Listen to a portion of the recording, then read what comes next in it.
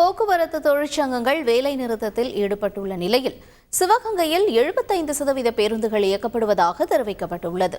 இதுகுறித்த கூடுதல் தகவல்களை செய்தியாளர் சுந்தர் வழங்க கேட்கலாம். சுந்தர், வணக்கம். தற்பொழுது சிவகங்கையில் இருக்கக்கூடிய நிலவரம் என்னவாக இருக்கின்றன? வழக்கமாக இயக்கக்கூடிய பேருந்துகளை பொறுத்த மட்டிலும் இன்று எவ்வளவு பேருந்துகள் இயக்கப்படுகின்றன?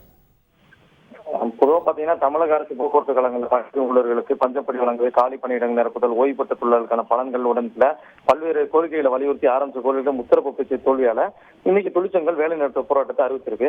இந்த பல்வேறு மாவட்டங்களில் தொழிலாளர்கள் வேலை நிறுத்தத்தில் ஈடுபட்டாலும் சிவகங்கை கிராமப்புறங்களில் இருக்கக்கூடிய பேருந்து போக்குவரத்து கழக பணிமனையிலிருந்து 33 பேருந்துகள் பார்த்தீங்கன்னா தொலைதூர பேருந்துகளும், 34 நகர பேருந்துகள், 38 தனியார் பேருந்துகளும் இயக்கப்பட்டு இருக்கு. இந்த நிலையில இந்த பணிமனையிலிருந்து தற்போது வரை 75% மேல எந்தவித பாதிப்பும் என்று வழக்கம் போல இயக்கப்பட்டு இருக்கு.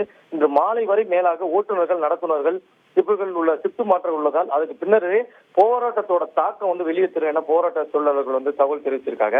இந்த நிலையில பாத்தீங்கன்னா அப்ப பேருந்துக்கு வராத சங்கம், அதாவது ஆளுங்கட்சி தொழிற்சங்கத்தினர் பணிக்கு வராத ஓட்டுநர், நடத்துனர்களை தொடர்பு கொண்டு பணிக்கு வர வலியுறுத்தி பேருந்துகளை இயக்க முயற்சி கொண்டு வந்துட்டு இருக்காங்க. இதனால பேருந்து நிலையங்களில் பேருந்துக்காக மக்கள் யாரும் காத்திருக்காத வண்ணம் பேருந்துகள் இயக்கப்பட்டுக்கிட்டு தான் வருது.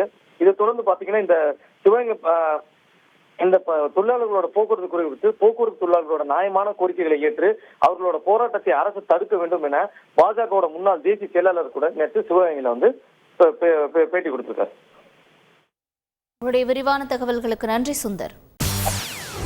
செய்திகளை உடனுக்குடன் தெரிந்து கொள்ள உடனே சப்ஸ்கிரைப் பண்ணுங்க.